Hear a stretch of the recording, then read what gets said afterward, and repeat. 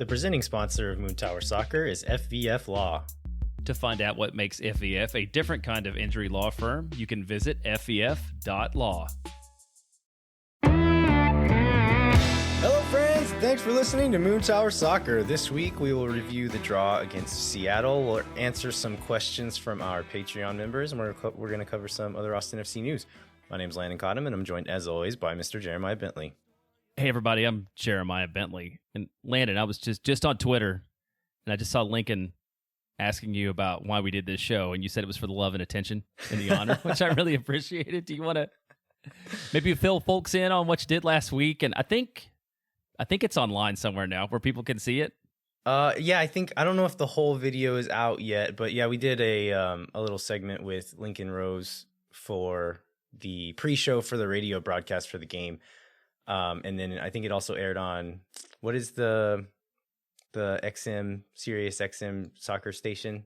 Oh, I don't remember. XMFC or something like that. Right, yeah. It aired there, but then I think Lincoln is actually going to post the full video soon as well. But it was myself, Tony Cardone, who's the president of Austin Anthem, and then Gabby Navarro, who's the president of Los Verdes. And so he just kind of reached out to a few people from a few different parts of like supporter culture who have been around for a while. And so just asked a few little questions to give a little insight into fan stuff for the folks listening on the radio. But always enjoy talking to Lincoln. He's a very, very professional person whenever he's doing his radio voice. But anybody who's talked to him on Twitter or outside of his radio job knows that he's a total goofball. So, and I love that about him too. And I saw Tony mentioned that he was inspired to like trim his hair and cut his beard after seeing that picture of himself where he looks like, kind of a wild man. And I saw him on Saturday before the game, and he did. He was like freshly trimmed and cut, and it's still all big though. I would have been sad if he cut it all off, but he just kind of like trimmed it up a little. It looks nice. It does. So way to go, Tony.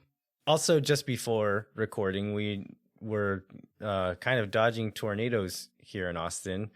Our part of town ended up just getting a bunch of rain and not really seeing any tornadoes touching the ground. Jeremiah, you said that your house is okay as well? Yeah, we just got a bunch of rain too, but we don't get, I guess I saw it was like the first time we got tornadoes in like 25 years or something, like in Austin. It's crazy. It doesn't happen very often, but I know there was something in Round Rock and Pflugerville and kind of all places around. It's kind of a wild night.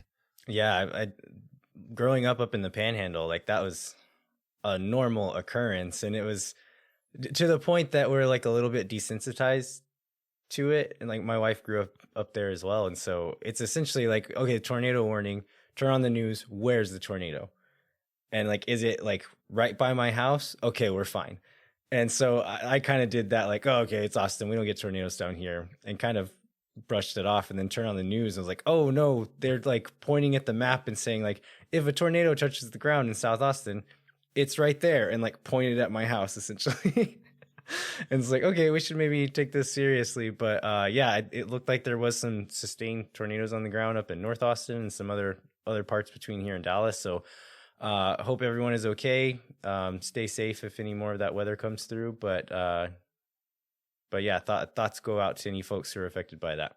And one other thing, so because I grew up in the further south, but still in that tornado, alley kind of place, and I was talking to a friend of mine who's in Pflugerville, and the whole family was like in the bathtub, and he was standing out in the front yard looking for the tornado. And it's like such a dad thing to do. Like, was that your experience with your dad? Like that's what my dad would do. Like make sure everybody was safe and like stand out in the yard as if, I don't know, he could protect us from it, or if he spotted it, he would, run in or what. I don't know, but I feel like I know a lot of people who do that. My dad was like a fairly careful person, and so I don't know that he was ever standing out in the yard, but there were a few times whenever like we knew, again, like we'd been through enough tornado warnings to know like when we're actually in danger, just judging by what the radars say, what the weather people are saying. And so if it was like far enough out of town, because we like it's flat, like super flat, and you can see for miles where I'm from. And so it'd be like, oh, it's in the next town over. Then we like might drive out to the edge of town just to see if we could get a glimpse at it. But yeah, if it was like on us, yeah, my dad was usually a pretty careful person, wouldn't go outside. Let's talk about Seattle now. We've covered the weather. We've done our Jim Spencer bit here now. Let's talk about the match yesterday. All right. So yeah, Austin FC drew against Seattle 1-1. I don't know how you felt on Saturday. Oh no, on Sunday was when the game was. But like the game started off really well. I think Austin looked good for about 10 minutes. Then Seattle had about 20 minutes where they looked like the better team. And then they scored that goal. Austin came back out in the second half and like was putting the pressure on. But at the end of the game, it was a draw that to me felt like a loss immediately. And then as I kind of started thinking about it and looking at different, just like thinking about how it happened and why it happened that way, I felt a little bit better about the game with some distance from it. What was your experience with that? Well, I'm going to ask a follow-up question on your experience. And was the lineup that Seattle played any part of your, like, was this about the game flow, or was it about sort of your expectations going in? And it had nothing to do with Seattle. Okay. Yeah, because the lineup Seattle put out was stronger than what I expected it to be. Right. Yeah, I thought the same thing because there was all this talk all week about Seattle. Seattle, they played CCL and they had people out and stuff. I mean, they still had like a couple Rodons, and then Jordan Morse came into the game, and João Paulo and Nuhu. I mean, they're so deep, and that's something we didn't appreciate. But so yeah, back to the original question. I felt like the place was ready to explode, and like that second goal was there near the end, and so I did leave at the end like disappointed. But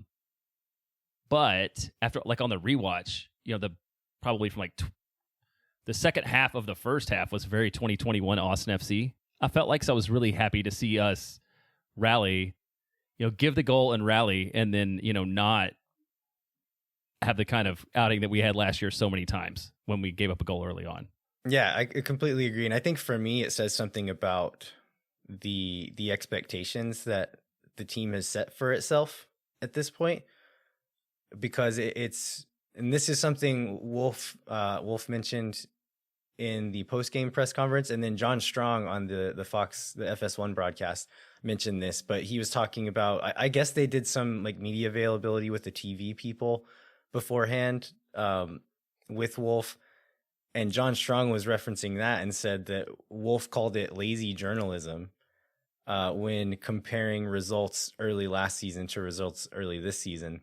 And then kind of like bristled at a question from Bills saying like, okay, well, this is the same amount of points you had through this many games last year. What's the difference? And Wolff kind of like crossed his arms. So like, it's a different team. And that's all he said. Like, this is a different team. And I think he's right. Like, this feels like a different team to me. And so you could say like, I don't know, we had that many points last year, but I never felt last year like that was a sustainable thing. Like there were a lot of cracks even in those first few games that were showing already. And yeah, and I was going to say, if you look at the numbers in this game versus like the Denver win last year and in Colorado, like I remember the X-Girls were really one-sided. Like we were just, those performances seemed like they were like lucky performances and not performances like where we were the better team on the field, but we just, our shots fell or we hit the right moments or whatever early last year, and that doesn't seem to be the case this year. Yeah. So I felt a lot better after settled in with it a little bit. Another noteworthy thing is that Josh Wolff was wearing a green shirt, but had a pullover on over the top of it, so he's kind of hiding his light under a bushel there. But it was like a proper like Verde shirt, which I don't think we've ever seen him wear before. And it was interesting for him to do that yesterday when it was the most beautiful spring day that I can imagine. Like that had to be one of the best weather related games that we played so far. Like it wasn't cold like the first ones. It wasn't super muggy. I was hot over on the east side with the sun beating on me, but I imagine in your seats you felt pretty good. Yeah, I felt great under the shade. That's true. I did notice that the whole east side was very, very sunny.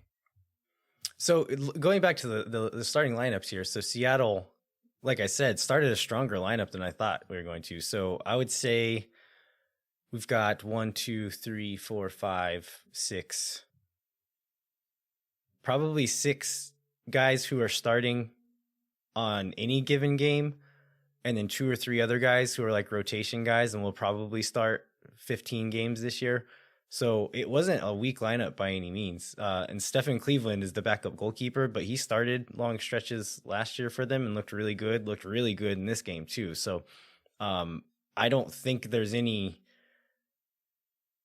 shame in this game, and I don't think it's a fair comparison to look at the game last year when they played 5 teenagers against us. Yeah, they had that one kid, number 73. And that was Vargas. Yeah, he was basically I think he's the only one that you wouldn't expect to see a lot of time from, right? Yeah, and I mean, even him, like I think he's still considered a rotational player. He has a homegrown contract now, so like last year they kind of had to get emergency permission to even bring some of those kids up to the first team, but Vargas is now like on the first team, so he's going to get other minutes this year. But yeah, I think another thing that's noteworthy about Seattle's formation is that they play a lot with a back three with some pretty attacking wingbacks, and they came out in what looked more of like a 4-2-3-1 against us, which I don't know if that was a tactical choice by Brian Schmetzer or if it was just like personnel. These are the people who are freshest and ready to go, so we're going to play them. But it looked like it maybe worked against what Wolff was trying to do with his selections. But I think it also affected Seattle there for the first few minutes, because there are a few moments where Nuhu, who is playing left back, whenever they play that back five, he shifts in and plays one of the outside center backs. And there was a few moments where they were trying to play out of the back, and one of those center backs would turn and look to the sideline and like play a short ball, and there's just nobody there, and they play it out of bounds. And I think they're used to having those wing backs kind of checking back to get those balls there, and there's just nobody there. So I think it affected them a little bit. But also with Austin's starting lineup, Wolff said in the post-match press conference that when asked why he started GT and Finley, and talking about GT, he said that like Seattle often plays 3 center backs, and they're 3 pretty big dudes. All of their center backs are big physical guys, and so he wanted someone who could kind of battle with them. And then Finley has played really well and gives you that verticality. So he didn't say this outright, but something I was curious about and something he said in the press conference made me think that this was the case, but he wanted to kind of like wear them down with those guys and then have Maxi and Fagundes coming off the bench afterwards. So we can talk a little bit later about whether or not that was the right call or whether or not it worked, but I think that's what he was going for. And whenever they came out with a back 4, maybe it kind of thwarted the plan with GT there. I think it's still, I don't know that it affects what Finley's doing much as far as if it's a back 3 or back 4. Maybe it doesn't let him get in behind as easy, but yeah, I think that was kind of what he was going for with those choices. Would you want to talk about some of the numbers? I mean, we talk about this. I'm not going to talk too much about last year, but we had a lot of these games last year where the possession was in favor of Austin, the shots were in favor of Austin, but they weren't very threatening. But this one, Austin dominated. I feel like it was like Austin justifiably dominated the statistical side of things. So possession was 61-39 for Austin. X goals, this is from FOTMob, because I've seen a higher number from some other places, but it's 2.1 to 1.7 for Austin. Shots 21-14 Austin. Shots on target 8-4 for Austin. Like, we led in every category, and I felt like that was reflective of us generally being the better team on the day, even if the shots didn't connect. Yeah, and I think another thing to look at is in some of those games where we ended, I think we had like 74% possession against them last year. Is that what it was? But there's a lot of games where Austin had a ton of the ball, but the defense of the other team didn't ever really look bothered about it. And that was not the case today, and hasn't been the case in any of the games we played so far. Like, we're making those guys work. And Seattle didn't make any mistakes. And whenever they did open the door a little bit, we didn't capitalize on it. Same thing against Portland. But yeah, this is a different kind of 61% possession than what we saw last year a lot of times. Yeah. And some of the broadcasts, they showed like the possession battle, and I didn't realize we've won the possession battle, I think, like between 55 and 60% in every match, but they've all seemed like more to your point, like a lot more intentional and dangerous possession that we saw a lot of last year. Yeah, absolutely. So let's go into some of the kind of key moments from the game. So like I said, Austin started out pretty strong the first 10 minutes, and then there's probably a 20-minute stretch there where Seattle was kind of sticking it to us, and we were playing a little bit slowly and then not really doing so well in transition, made some mistakes, turned the ball over a few times too easily. And then in the 43rd minute is when that first goal came. So there's a lot of talk about this one being offside. So I think it was Joao Paulo who plays Christian Roldan up the right-hand side.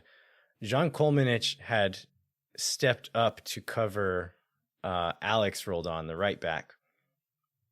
And Christian Roldan fell into that gap behind, and Joao Paulo found him in the space. And so he's alone out in that space.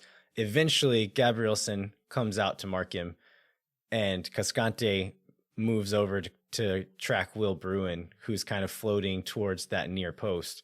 Roldan puts in the cross, and there's just like a big collision, essentially, and Bruin's able to kind of bundle into the goal past Stuver.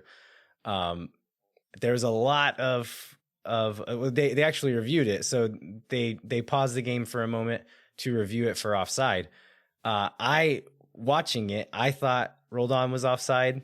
As soon as the goal went in, the line judge on that side ran back to the spot where he thought it was and was just standing in place as if like, okay, I'm not going to move because this is where it's going to come back to whenever they review it and call it offside.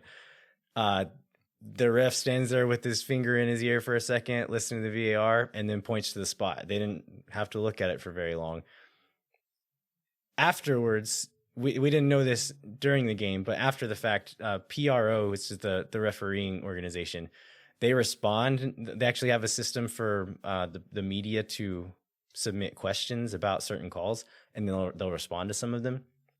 The response from PRO was, there were no angles that showed the attacker in question and the entire back line of defenders.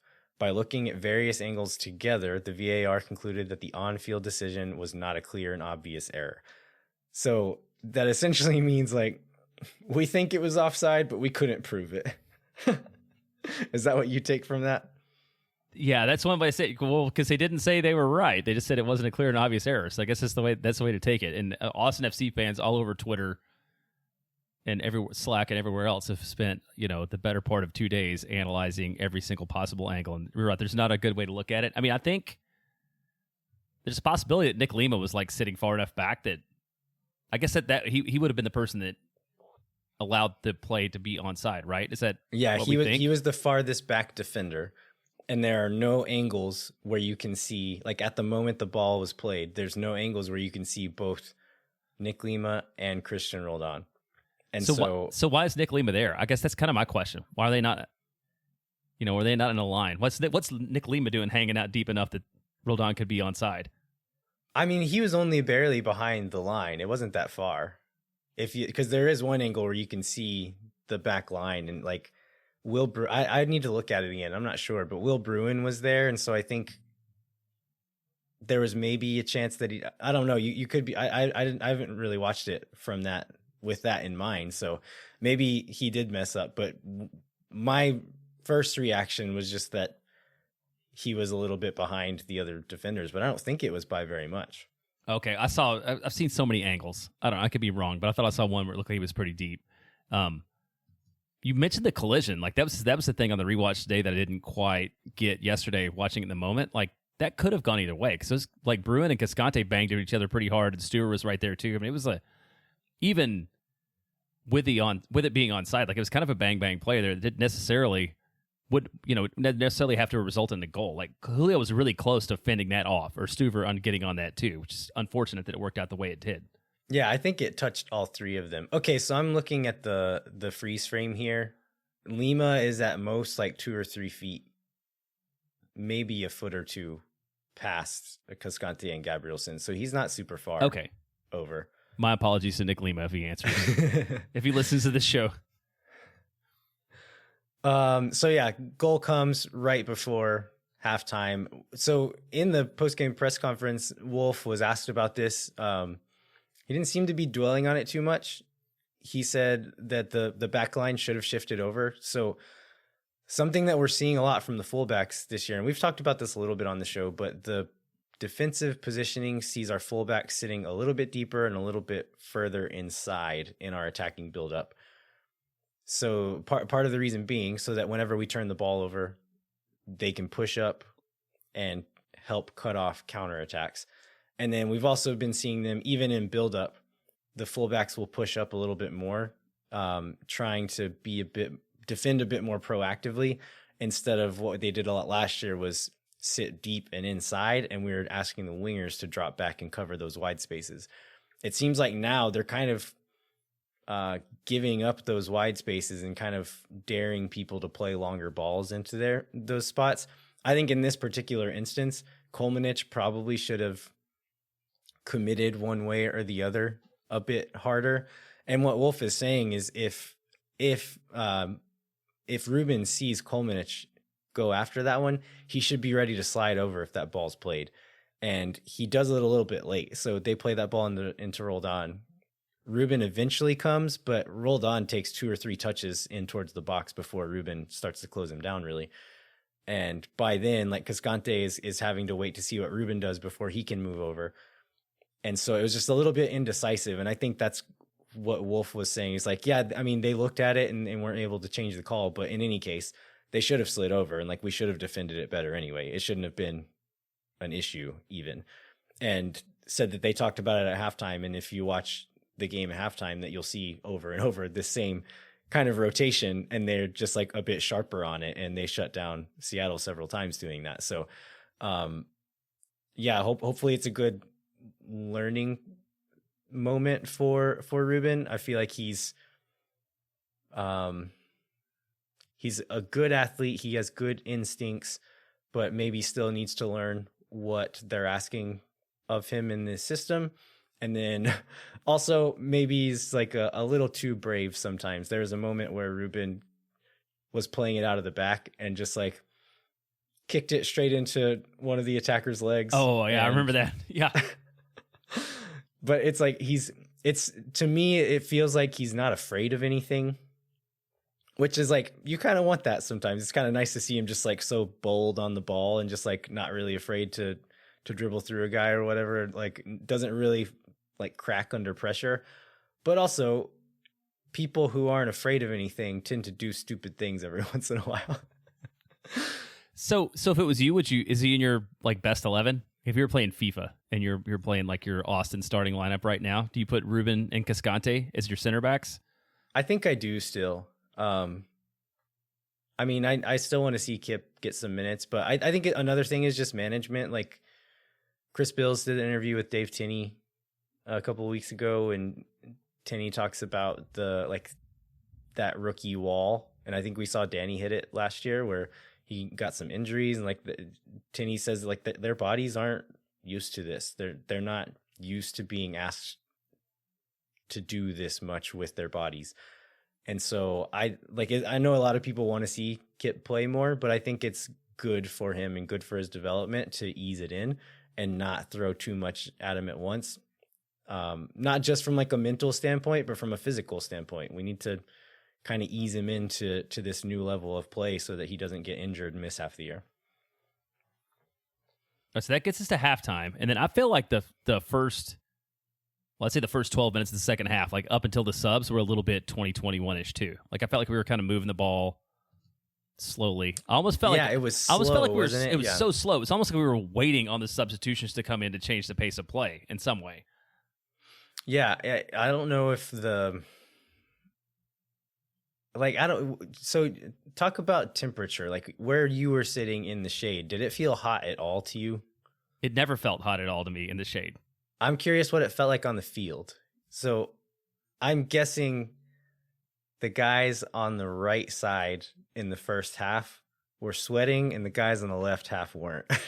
Yeah, it's a pretty well, I went back and watched it on TV today. I guess I had noticed that in the stadium, but it's pretty dramatic, like how dark and shaded it is on one half the field and how bright and sunlight it is, especially during the first half. Yeah, it was pretty brutal for the broadcast, wasn't it? But yeah, and I was like, they looked tired, but I was like, you have no reason to be tired. It's not that hot. You haven't played in 7 days, so yeah, they looked sluggish. And then I don't know what it was that like led them to be acting that way. But then yeah, those subs came on, Maxi and Diego. If nothing else, are going to give you energy, right? Right, for sure. And like I feel like other people fed off of them too. Like I was waiting right before, because we talked last week about Cecilio a little bit and how it's great that he runs, but it's, you know, it's also not great that he asked for a sub at like 60 minutes. And I felt like, I was like, because he was slowing down a little bit too, right? And I was like, oh, this is going to be like Cecilio asking himself, you know, out of the game at 58 or 60 or whatever. And he ended up like showing some bursts of energy and playing the full 90 for the first time all year, I think. Yeah, so I think they did. right. They kind of brought that across the board to everybody, and just the way that they run by themselves is obviously a spark in the attack. Yeah. So looking at just like the progress of goals throughout the game, Diego and Maxi came in the 57th minute. So there was we had a shot in the 58th minute, but then starting in the 64th minute and going to the 76th minute, so about 12-minute stretch, I think we had 8 or 9 shots in that little period, some of which we probably should have finished. Alex Ring got a chance, like a little one-touch thing in the box that went off the post. Urruti had one that was, it's actually the rebound from that. So Ring hits the post, somebody clears it, Urruti spins around, tries to hit it, and it was only a couple of feet off. Then Urruti gets another one. I don't remember what that one was. Gabrielson gets a header that hits the post. Not long after that, Urruti has another shot there. Cecilio has a shot, and then Ring. So I think this last one is the one that Ring should have hit, that went off the post there. But lots of really good chances. Some of them were maybe a little unlucky, or maybe just slight, like marginally lacking in execution on our part. Some of them were excellent saves by Stephen Cleveland. He had a really great game. He did. And there was another play. I think it was a corner. I don't remember if it was Coleman or not that put it in, but there was one of those balls where somebody put a ball in on a corner and it kind of bounced around people and it dropped almost to Diego's feet. I think it was about 63. And it was like the one that I've seen Diego score before. But it's like somebody, like I think a defender came in and hit it and knocked it out and went back for a second corner kick around the same time. Because I thought that was going to be the time when Diego was going to score the tying goal, but he didn't. It was 7 minutes later before it came, but there was just a ton of action and a ton of shots. And I guess we got some of the Maxi Urruti that we've heard about finally. You know, people were worried about him never shooting, and he had no fear. I don't think he took any selfish shots though, but he did. He ripped some when he got the opportunity though. His attempted bicycle kick was kind of weird. I don't even know if that counted as a shot, because I don't know if he connected on it. Okay. It's because it wasn't on target, but I think it counted as a shot. Okay. I couldn't remember if he hit it or if he missed the ball, but it seemed like that was audacious, to say the least. Yeah, so Diego scores the equalizer in the 70th minute. So it was a corner that got recycled back out. Lima plays the ball across to the back post. Cecilio gets a head on it and kind of heads it back across goal. Diego just kind of like throws a foot at it just to try to keep it alive, and it kind of tips it up between two defenders, and then body like kind of backs up into a defender to hold him off, starts to like turn like 180 degrees to kick the ball, and he sees kind of like where the ball is and where his angle is, and does this like really nice hesitation with like his foot already in the air, standing on one foot, rotating and kind of leaning to the side, hesitates for just a second to make sure the ball kind of floats in to the right spot for him to get his foot around it, and then hits it and just kind of slots it into that corner. So like whenever seeing it live, I thought it was just kind of like the ball was bouncing around and Diego got a foot to it and it went in. But watching the replay, it was really well done by Diego there. Yeah, it was beautiful. So that was all intentional, you think? I mean, that wasn't just a good luck moment. I think the first touch was lucky, the one that kind of kept it alive and went over the defenders. The finish was actually really good. He meant that. I'm very impressed by what he did on that second touch. But the first one was a little bit lucky, I think. Well, yeah. Well, that was, yeah, it was a beautiful goal. And the place blew up. I mean, that was one thing. I feel like Q2 was ready to explode. That was, I mean, I wish we would have got that second goal to see. I know. Because it was rocking and it was really full. You know, we've had sellouts. We've had plenty of sellouts that like weren't quite full the whole time, but I feel like the crowd was like there for the first minute. You have a little bit like at halftime because Jackson wanted me to go get food at halftime. And then like 48 minutes in, I'm like, you see how like that side is half empty? It's because all those people are just sitting out of the concourse waiting for food. That's why we don't get food at halftime. But like it filled back in. It was a great crowd too. Yeah, the thing I always look for whenever I'm trying to decide if it's a strong crowd is I look to the supporter section and look up in the top corners to see if those are filled out, and it was chock full. So, yeah, lots of people there. So yeah, I think the last good chance was that ring chance. The expected goals model here gives it a 52% chance. The rest of them were a lot lower than that, but yeah, couldn't get it over the line. Seattle did a good job of, they got a few really good shots as well. Leo Chu had one where he kind of got in behind. It was actually a very similar moment to the goal they scored. Christian Roldan got in behind on that right side. Gabrielson did a better job of getting out there and covering him, but he got a cross in, and I can't remember how it got there, but the ball bounced over, and Chu was like, got the ball, like the ball fell to him right in front of Stuver. And if he gets it on target, he's going to score, and he kicks it over the bar. And so that happened. I think they hit the crossbar one time. They had a few good chances as well, but yeah, like you said, expected goals ended 2.1 to 1.7. I think that's pretty fair. I think it's a pretty fair estimate there. But as far as like takeaways from the game here, I thought this sounds like kind of a homer thing to say, but I feel like the officiating was bad again. You think so? I had somebody ask me if it was the same guy as last time early on. They're like, is this guy as bad as the one that did Portland? So I thought it was. What do you have specific moments that you think were particularly bad? So the one that made me the most mad was in like the last minute.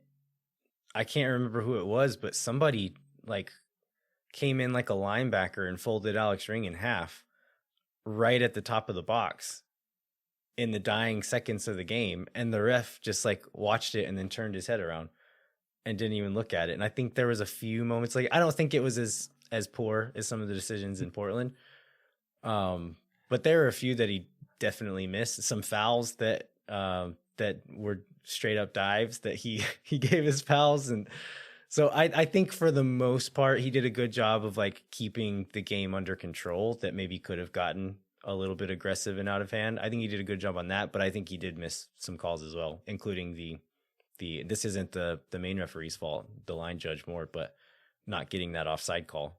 Yeah, I don't remember how many yellow cards there were, but I was surprised how few there were. And I guess that's maybe I agree with that. If I feel like Seattle was sliding in at guys and playing really aggressively, and I was surprised when I got the press release the team sends out always has like goals and lineup and like the disciplinary summary from it. I think there were maybe 2 yellow cards in the whole game or something. Seattle got 2 and we got 0. So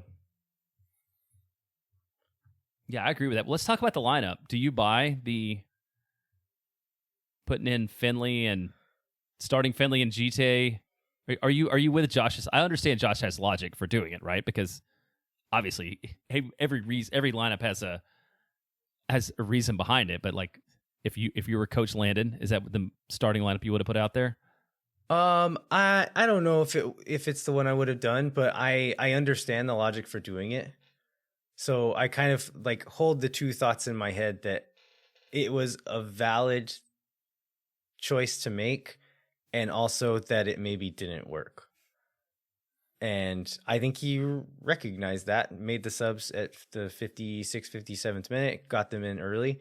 Also, I think if Musajite whiffs big time on 2 really good chances, if he connects with either, the second one especially, it's not an easy one to score, but he's in a position that if he just connects with it, then it's going to be like a good chance of it being on target and a tough one to save. and he just scuffs it, and it just kind of floats.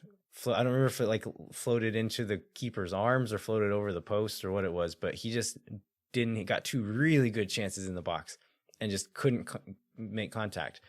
If he scores one of those, maybe we're saying like, oh, it's brilliant, a really good idea to play Jite, because there was both moments where he's kind of like bodied up with someone in the box and playing a ball into him. That's not really Urruti's strength, and so if he scores from one of those positions, we're calling Wolff a genius right now.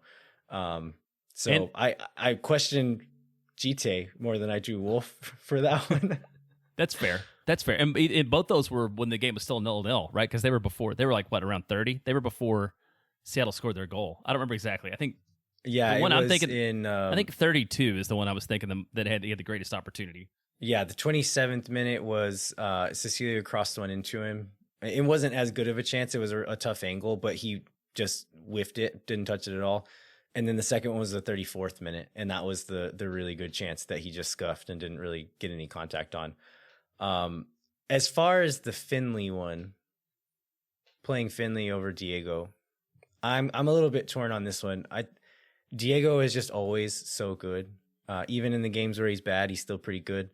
And I think the last two games, you could say like he's maybe not been,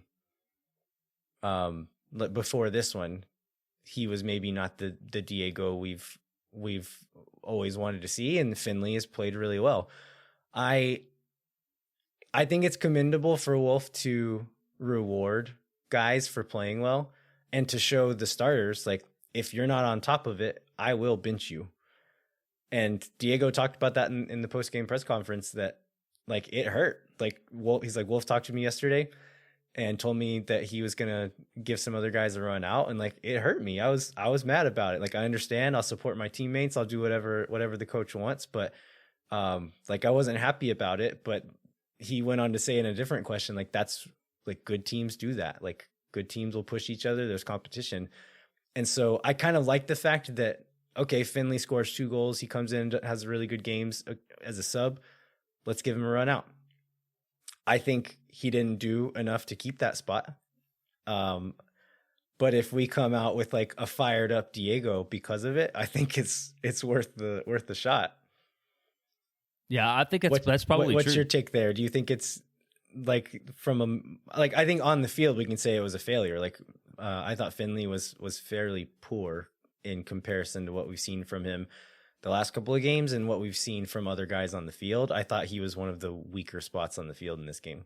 Yeah, I agree with that. I mean, I think it's probably a decent idea that didn't work out because he wasn't great, and I agree. Like, I think he played himself out of that starting position for the next game. But I mean, yeah, if you can do that and motivate people, Diego certainly looked fired up and ready to go when he came out on the field and made a difference. So maybe he'll bring that energy from the start next time. So before we wrap these thoughts up on this game, we should probably take a break since we have not done that yet at all, despite our best intentions of like doing it early on.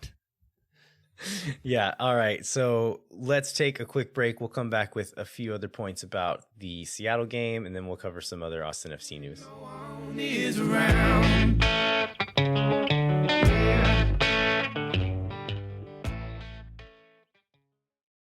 Austin's newest spot to enjoy food, fun, and football is now open. The Pitch, located next to Austin FC's training facility at 13,000 Harris Ridge Boulevard, has a little something for every fan. You can order from 4 kitchens with unique cuisines serving locally sourced food, as well as a selection of local craft beer and cocktails. Or just settle down in front of one of their 35 big screen TVs to watch our Austin FC when they're on the road.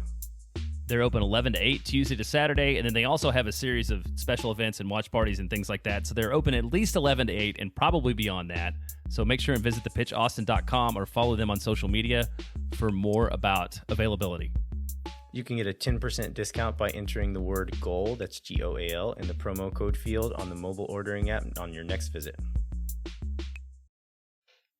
All right, we're back, and we wanted to talk about a few more player performances before we jump into our last couple of takeaways. So what were the players you wanted to talk about, Jeremiah?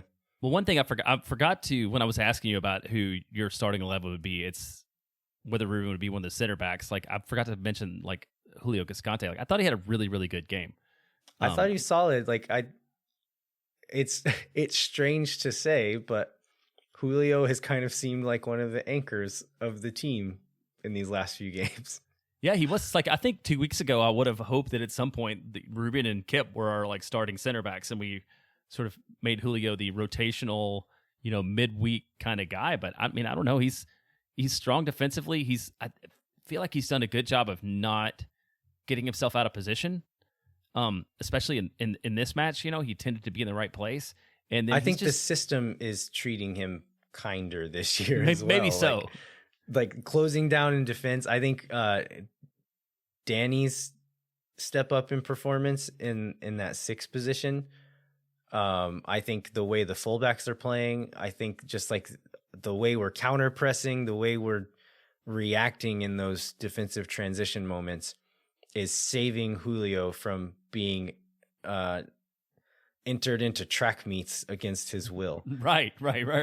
Which we saw he has a lot of trouble with last year. And then he just continues to be our biggest offensive threat among the center backs too. Yeah, there's a lot of moments, talking about positioning, there's a lot of moments where Julio found himself pretty far upfield and like combining with the midfield and playing in crosses and stuff. And then another note about defensive positioning, John Kolmanich would kind of float inside, and he was almost playing as like a central midfielder, like an attacking midfielder at times, as we'd push up and kind of getting into that finishing shape. Cecilia would float back to get on the ball, and Jean would run past him and kind of set up inside, and they would play off of each other on that left side. So some really interesting kind of rotation there, but it's looked good and it's worked and it's been effective in kind of disorganizing the defense and the way they move the ball within it. I've really liked what I've seen from them. But yeah, going back to Julio, like he's not just sitting in the back all the time. He's not just like hanging out deep, and that's what's saving him.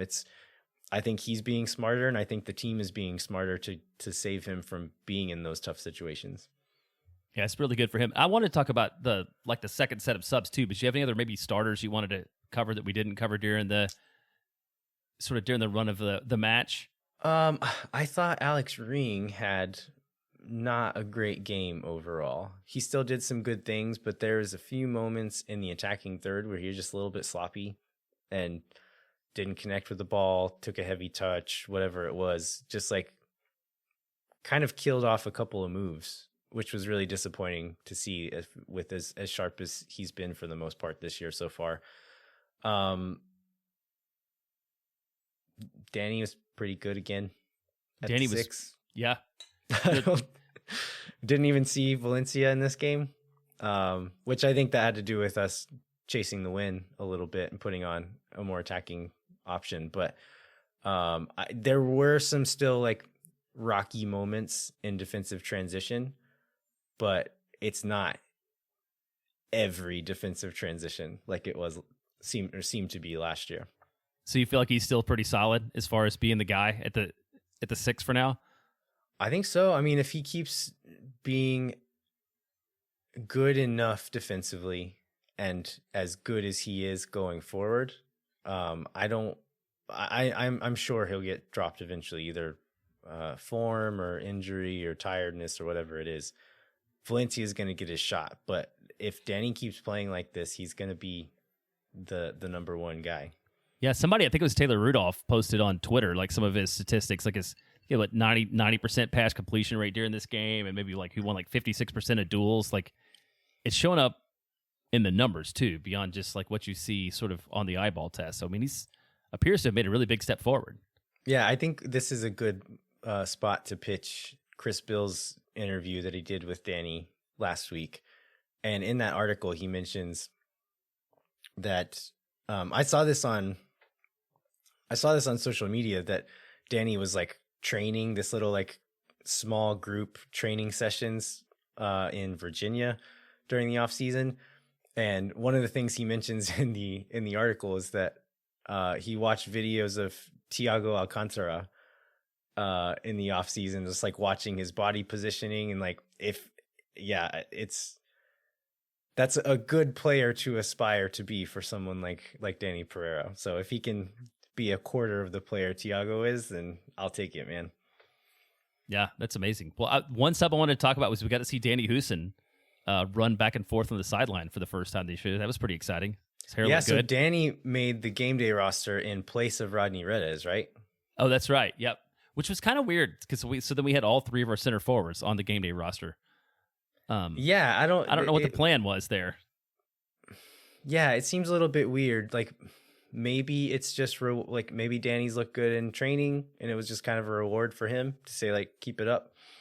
But as far as like tactically, like for what you're going to put onto the field, it seems a little bit superfluous to have all three of them there. But I don't know. But I did want to talk about some of the guys that actually played. So I think John Gallagher. So with the second and final set of subs was like Gallagher, Jimenez. Was this Jimenez's first action this year? I think so, yeah. And then Felipe Martins, who hasn't played in a couple games, I don't think. Yeah, and so whenever Felipe has come on, it's been at the 10, and he came on for Danny and was playing a little bit deeper. Oh, that's right. And was playing more at the like that 6 role. They were pushing up a lot, so it wasn't really that deeper 6 that Danny plays, but he was sitting deeper with Driussi still on the field. Well, so one of the things I wanted to talk about on those subs was a little bit that you mentioned earlier, like the fact that we can make tactical substitutions to fit like our needs during the game, and we're not just throwing on like whoever we have that's healthy and able to play soccer is still like impressive to me, because like right, you could have, I mean, Martins came in there, but he came in like with the knowing that we were going to attack, and then I was just continued to be impressed by John Gallagher, and like even it was like a little bit amount of time, and he's just so fast. Like he's fast enough that he makes up for maybe the learning curve that he has for being like sort of fairly new to this position and not doing it a ton, to where there was some times when he can just run his way around mistakes in a way I feel like that nobody else can in our defense.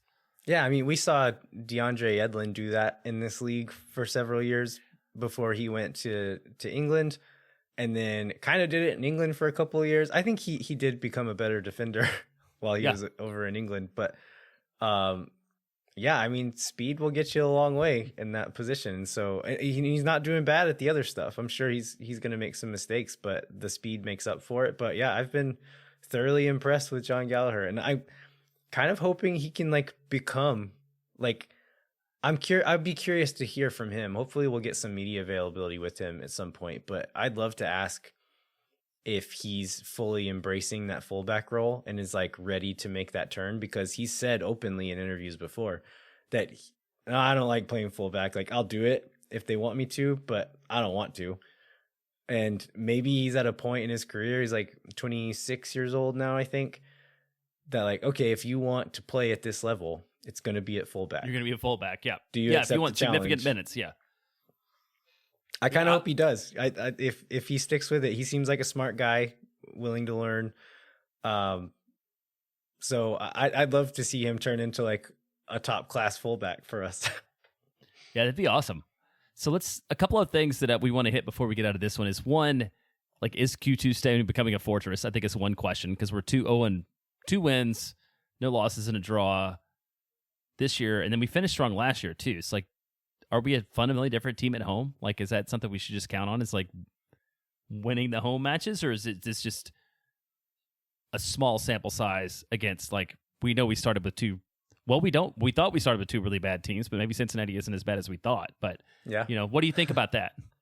I think it's still TBD.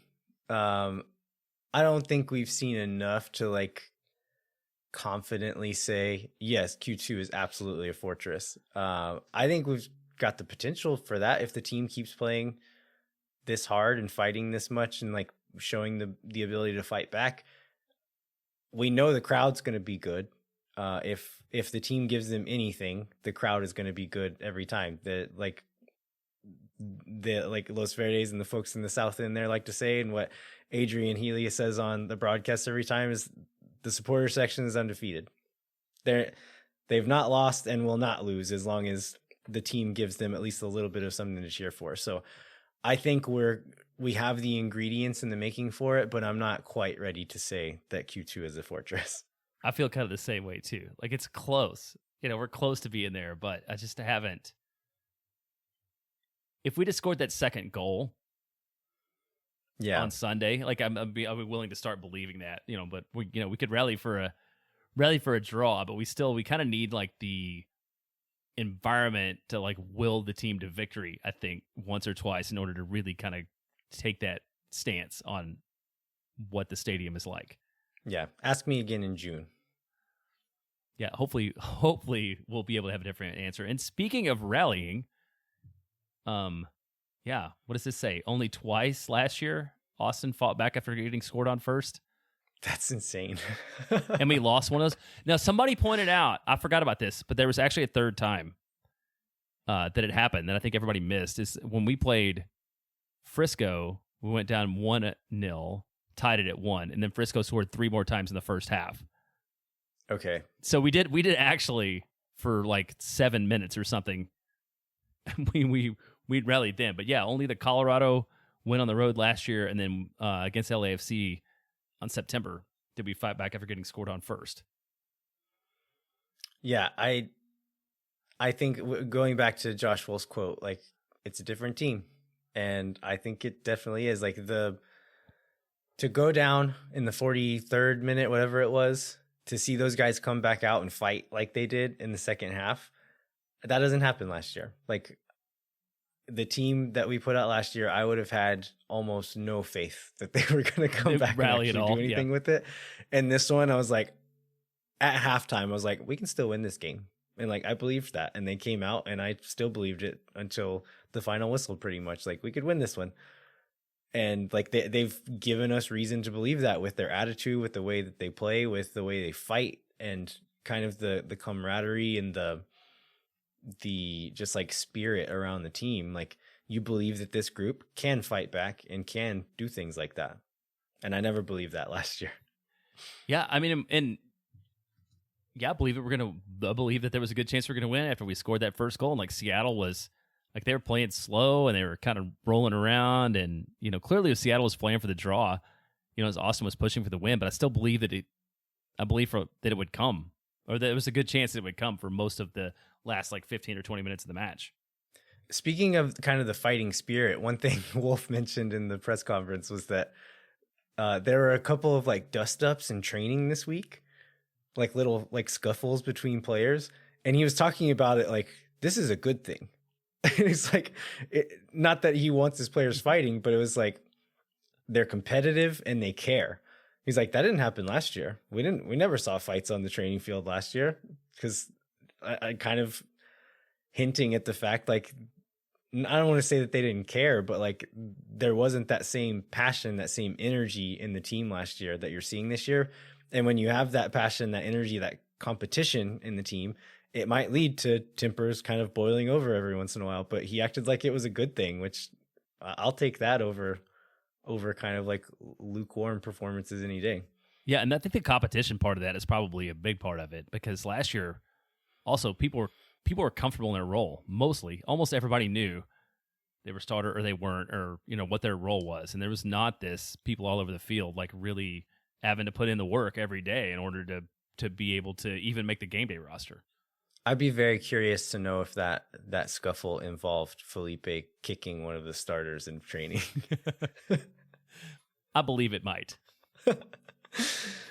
All right, we ready to move on to other Austin FC news? Yeah, let's cover a bit of it.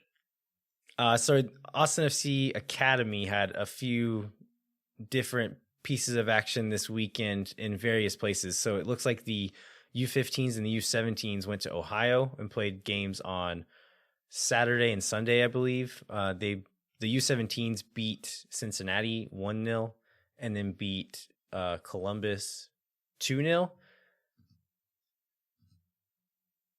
The U15s drew with Cincinnati 1-1, drew with Columbus 2-2. And then the U14s played a couple of Colorado teams here in Austin on Saturday and Sunday.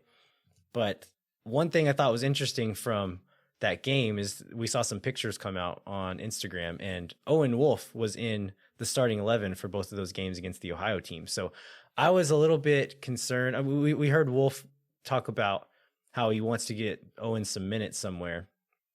I know that like Owen is not eligible to play in all of the U17 team games, but I think he is eligible to play against the other MLS sides. And so I was glad to see him get some minutes, because I don't know that like U17 is necessarily the best level of competition for him at this point, but he needs to be playing. It's better than none. Yeah. Yeah, I don't know that he's ready with as much competition as there is in the midfield right now. I don't know that he deserves to be in the game day roster, but we want to see him playing somewhere. And without the next pro team this year, he needs to get some minutes. So I'm glad to see him get to travel with the U17s and get a couple of games in.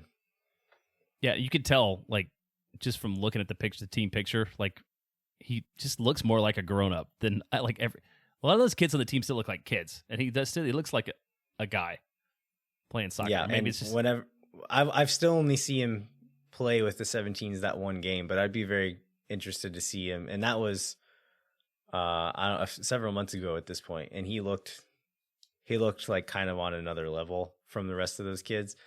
I'd be curious to see if any of those other guys have closed that gap or if Owen has widened the gap at all. But yeah, I'll be interested to see him play with that team again up close.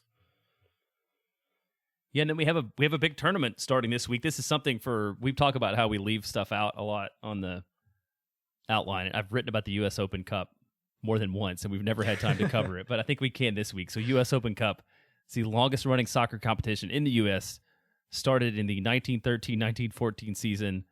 This is the 107th edition. So the tournament itself starts this week, I think on the 22nd and 23rd. So it's going to start very soon.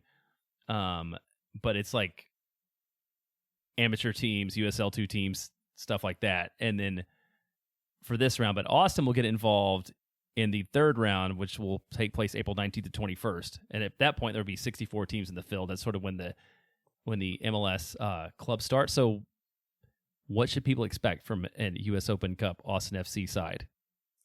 I don't know. Like, a lot of teams, I mean, any fans of the Premier League will know that, like, the FA Cup, a lot of the top teams don't really take it seriously until they kind of make it pretty far.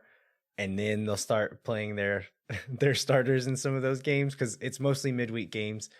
And so by taking one of these midweek games seriously, you're maybe not putting out your best lineup for one of the weekend games that counts towards the league. I think it's kind of that way in MLS as well, especially playing some of these lower level teams. Our first game will likely come from, I don't know if it's necessarily one of the Texas teams, but it'll be like a regional lower level team. So I think there's a good chance we'll play someone like El Paso or San Antonio, maybe RGV. But it'll be from like a regional lower level team. And so it's the weekend between. You talk about the midweek. It's between the DC and Vancouver matches. So that's going to be a 3-match week. So you do have to manage that.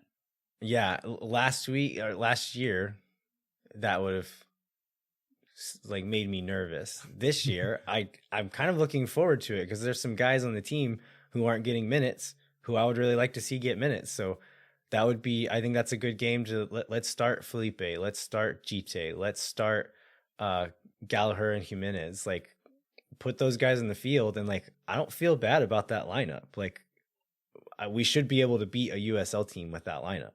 And so I'm kind of looking forward to these games this year. Yeah, it'll be a really good chance to see some guys get some action that we couldn't otherwise. I think that's right. So I'm excited to see what they can do. And it's especially good because we don't have like the Seattle, U21s to run out and fill in some of those spaces too. So it's going to have to be from most of them from among the senior team players, but we've got the kind of depth that we can do that. Yeah, we see guys, Stroud, Rodney, Owen. I bet Owen Wolff gets some minutes in the Open Cup this year. But we've got the numbers, so I'm looking forward to it and seeing what these other. If Keller's not getting minutes still, that's a great spot for him to get some more experience, get some minutes. But yeah, hopefully we'll. Who do you want to see us play? Do you have a preference of which team we see in that first round? I think our most maybe this is just because like I follow Harry on Twitter, but I feel like San Antonio is a much natural rival, and my friends in San Antonio that are longtime soccer fans are still sort of bitter about Austin and the whole way the expansion thing worked out. So I would like to see us play San Antonio. I think it would be fun. I agree. Yeah, we better win. We better win if that happens. Yeah, I think that would be fun though. Like if we, how does the draw is it home and away? How do we? I don't even know what the format is. Will we necessarily play 2 games? I do not. Let's see. Hang on. In any case, it would be a lot of fun to take a big group down to San Antonio and like play in that because they have a pretty nice stadium for a USL team down there. They do. And so to have like a big group of Verde folks in that stadium with the San Antonio crowd, I think that would be fun. It is a single game knockout format, so it'll be a draw. Okay. We'll play either home or away. All right, let's we have some other questions to get to, but we have one more ad break to get to also. Yeah, we're going to come back after this break with some questions from our loyal Patreon members. So we're excited to listen to those. I think we'll probably do some more questions next week without a game to recap, but we're going to take a quick break. We'll be right back with those questions. We're doing another ticket giveaway for the game on April 10th, thanks to our friends at Sage Wilson Property Group. To enter the drawing, you can go to moontowersoccer.com, click on the free ticket giveaway in the top navigation bar, or click on the link in the show notes and fill out the form. Again, this is made possible by our friends at Sage Wilson Property Group. So if you or someone you know are in need of Sage real estate advice in Austin, you should talk to our friends at Sage Wilson Property Group. And as always, Moon Tower Soccer is brought to you by our friends at FVF Law, the official injury lawyers of Austin FC. FVF is a different kind of personal injury law firm dedicated to community, transparency, and client education. And we got a very nice note from Aaron Von Flayton via email today. Nice. So they are not only sponsors, but apparently they are listeners. So Aaron, if you're still with us here, thank you very much for checking it out. And we appreciate you ordering a Moon Tower Soccer shirt for yourself. And it was just kind of cool to hear from them that they're committed to everything we're doing and appreciate the show. You can go to FVF.law to find out what makes FVF a different kind of injury law firm and why understanding your legal options can dramatically change the outcome of a case. Once again, that's FVF.law.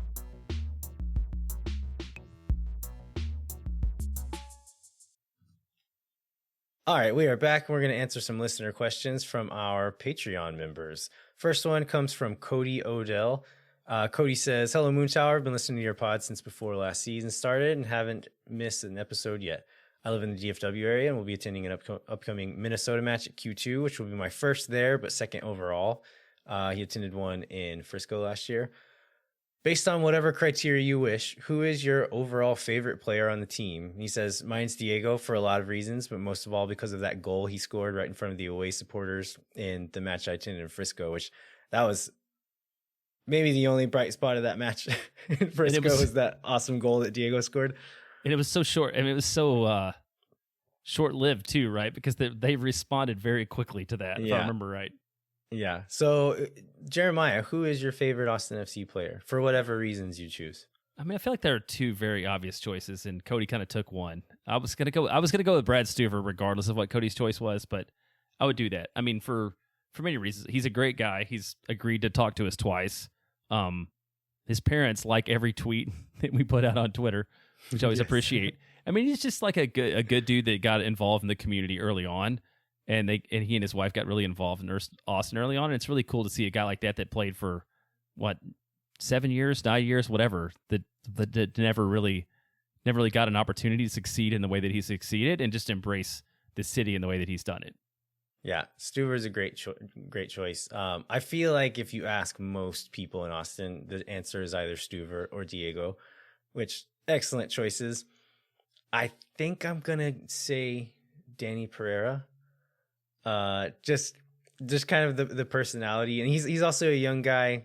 Had to overcome some obstacles to get to where he is, and from reading that interview he did with Chris Bills and seeing some of the media stuff he's done over the last couple of weeks, seems to be has really kind of turned a corner in going from a college player to a pro player, and is really taking that seriously. So he's got that work ethic, but is also still a really fun personality and kind of a fun guy to watch. So I think he's going to be my choice. Some dark horses there, though, that might catch up to him are some of the new guys.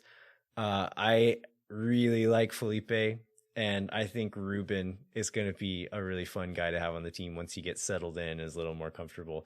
And if none of y'all, I imagine a lot of you have seen this, but the video that I took of Ruben's Ruben's Of kid kids. trying to run away after the game, the last home game. I'm gonna have my phone out after every game trying to get like awesome footage of this kid because he's doing something ridiculous after every game. And that's just so humanizing, right? Like these guys are elite athletes and whatever, and like, you know what? Sometimes your kids are just trying to run away, and you have to chase them down. Maxi's kid is another good one to watch after games. He's always dancing, and like the music will be playing as he walks on the field, and he always has like a hat that's way too big for him on, and is just like dancing his little heart out. That's super cute. I'll look for that next time. All right, I'm going to go to Kevin Kavanaugh's question. It says, last year, Q2 Stadium played Voodoo Child during the opening kickoff, which was awesome.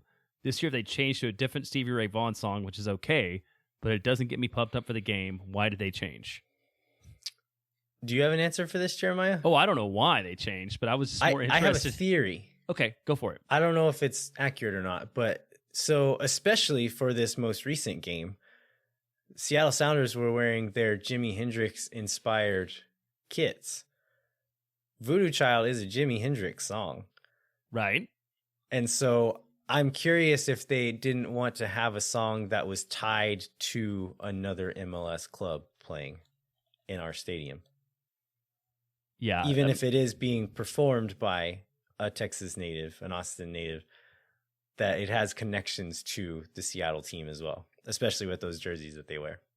Yeah, well, I have a more practical answer too. Now that I think about it, and that is Okay. we have a different director of match day experience than we had last year, And a different Right. DJ. and a different DJ. So I think just like that personnel change probably has something to do with that. That people wanted to put their own stamp on the game day experience. So I mean, Stevie Ray Vaughan's like an Austin legend, so it makes sense that you would pick him. You know, it's one of the to be involved in that experience. But I think just like the change in personnel probably has something to do with that too. All right, next question is coming from Sean Collins. Sean asks, what do you think the odds are that we would ever have mutton busting as a pregame or halftime entertainment? Jeremiah, being from where you're from, I'm guessing you know what mutton busting is? I do know what mutton busting is, and it is my favorite part of every single rodeo that I've ever been to. So, Do you want to explain mutton busting to our listeners? to our listeners, to our more sophisticated listeners who didn't grow up around mutton busting? Yeah. It's well, you know, bull riding is like the big money like rodeo event. So it's if you instead of doing bull riding, if you have 5 to 7 year old children ride sheep, then that's what mutton busting is. And basically you put a little kid on the back of a sheep and they ride it for as long as they can. And it tends to be pretty hilarious because like some kids fall off immediately and some kids like hang on forever. I was going to sign my kids up for mutton busting, but Jackson Bentley was actually over the weight limit. Like apparently they were afraid he was. By the time he was old enough, he was too big to mutton bust because I guess they were afraid he was going to like crush the sheep. So I was kind of disappointed that we didn't get to do that. But yeah, it's a great event. And it doesn't really seem like a thing Luke would be into. No. He might get hurt, so he's not going to do that. So what do you think the chances are that we ever see mutton busting at Q2 Stadium? I think the odds are pretty low. Don't you think so? I think they're low, but I don't think they're zero. You don't think they're zero? Okay. I could see a future where like they maybe lean into some like weird Texas things to throw into like match day activities. I don't think we'll ever see it on the field, but I could see it as some type of like pregame activation. Yeah. Again, very low chances, but I'm not going to say it's zero. Yeah, we don't see a lot of that or any of that like you see in some other sports. Like in baseball, they will have the like every team has, well, in Texas at least, they have like a farm day, you know, where they'll do like cow milking and stuff like that. And then football, they'll have kids come out and do like punt, pass, and kick and stuff, you know, Yeah. during games. We haven't seen any of that kind of activity in Austin FC games. So I wonder if that's like something they're looking to develop. Part of that is just soccer though, right? Because in baseball, you have so much downtime. Yeah. That you can do it like as you're changing in between innings or whatever. Football is just like it's always at halftime, right? You know, which is longer than like a soccer halftime. And basketball, you get like the half court shot competitions or like the mascot dunking on a trampoline or whatever. And so you have that downtime to do it. You're not going to see sheep on Weston Applefeller's pitch ever. Like that's not going to happen. And so it would have to be something that didn't involve people actually walking onto the pitch. But also, I don't know. It's like less of a cultural thing, right? Like Austin has leaned into like more modern MLS. The fan groups have leaned into a more like kind of like Latin American style with the music and stuff that they're doing. And so I feel like it would kind of like clash culturally with it as well. I To do. have not just Mutton Busting, but any of those like kitschy games that you see at other American sports. I think you're right. I think it would have to be sort of like in that outside area on the north end, like sort of pregame or whatever, or maybe somewhere near Live Oak Park or whatever. So speaking of that, have you done either of the post match concerts? I've walked past all three of them, and they've been three excellent bands so far. Which Grupo Fantasma is a band that I really like, and I think they did the second game. Superfonicos was the first one, and then Magna Carta, which is a hip hop group that I found out about when I moved to Austin and had never gotten to see live. They played this last one, but yeah, they've been booking some really cool bands to play out there. Yeah, that's a really cool addition to the game day. Speaking of additions to the game day experience, the fact that they've managed to be able to realize that in a way that they didn't last year is really cool. Yeah, absolutely. My up next, Brian Parker wants to know, what are your favorite Pringmojis? This is going to be specific to people who are in Los Verdes Slack, but first of all, there are a bunch. And so these are, we've talked about the cult, like the Pringles cult that exists within Los Verdes. There also exists a set of several dozen emojis, like custom made emojis involving the little Pringles mascot, who they've named San Julius. And so this is what Pringmojis is referring to. Yeah, my favorite one is the there's like a devil Julius, sort of the duality of Julius, because they like pray to San Julius, and also he like has some evil in him and can apparently have ill intent. So I just like, it's not my favorite like design wise, but just like the idea of Devil Julius is my favorite Pringmoji. I think my favorite one is the red card Julius. It's like the little Julius mascot's head on a referee body, and he's holding up a red card, and people will use it for either foul play within a Slack thread, or if somebody just expresses an opinion or an idea that they disagree with, they'll put the little red card on there, and I always find that very entertaining. Yeah, that's a good one. Well, the last thing is not a question, but you want to read our final comment? Yeah, this one comes from our friend Harry down in San Antonio. He says, "No questions for me at this point, but whenever I do, you'll be the first to know, as I am not afraid to ask questions." Yes, we know this, Harry. And then he goes on to say, "Thank you for doing this show. While I'm not a huge fan of Austin FC, the information that Moon Tower puts out is so good." Harry, thanks so much. We appreciate it. Harry, for those of you who haven't interacted with him, I think he probably listens to like 75 different soccer podcasts, and not just like skims them. He seems to like listen thoroughly to 75 different soccer podcasts. And Harry, since I know you're listening, I've actually been meaning to reach out to you and like kind of pick your brain and see if there's any like formats or like templates that we should be kind of picking from other podcasts. So I'm gonna send you a message and ask if there's any that I should be listening to. But thanks for listening, Harry. We always appreciate your support. And even though you always say that you're not an Austin FC fan, we know that you actually are deep down. That's absolutely right. Yeah. Well, I think I was on Twitter maybe 2 weeks ago. He was talking about like he needed to find an LA Galaxy 2 podcast. I was like, this is the kind of commitment this guy has to learning everything about American soccer, which is beautiful. So that's all the questions we have for this week. We do have some more Patreon questions we're going to answer next week. We'll probably do some other listener questions next week. We also, next week, are going to have an interview with someone, aren't we, Jeremiah? We are. And somebody we've talked about a couple times on this show, but our own Felipe Martins. We're going to interview him tomorrow for the show to be released next week. But we're excited about doing that because he's a guy that has come in and really like embraced Austin and embraced culture and part of the team and the competition and like helping Maxi and Rudy on the barbecue grill and all that. So we're excited to talk to him. All right. Before we wrap up, we'd like to remind you to rate, review, and subscribe wherever you get your podcasts. And if you want to continue the conversation, come find us on Twitter. I'm at LViajero87. Jeremiah's at JBentley_ATX. And then we're on Twitter and Instagram at Moon Tower Soccer. We'd actually encourage you to sign up for the Patreon. If you sign up at the captain level, we will guarantee to answer one of your questions on the show every month, and then have some really cool rewards that we're giving out. The enamel pins came in last week, and they look so good. I have those pictures up on the Patreon website if you want to see those.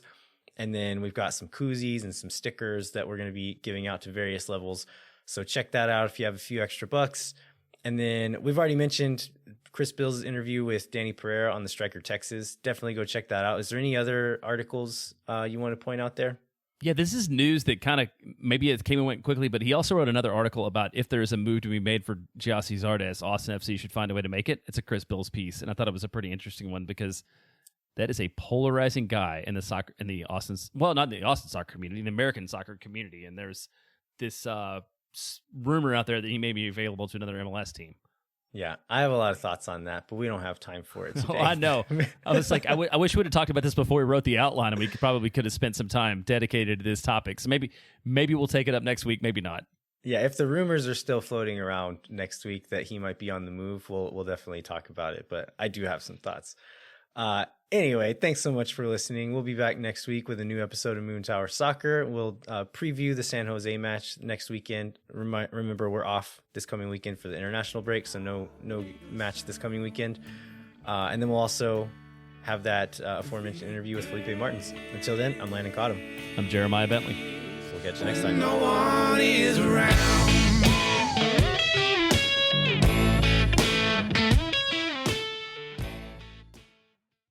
Muchas gracias. Bye bye. We're like a gas. We just like expand to fit the shape of our container.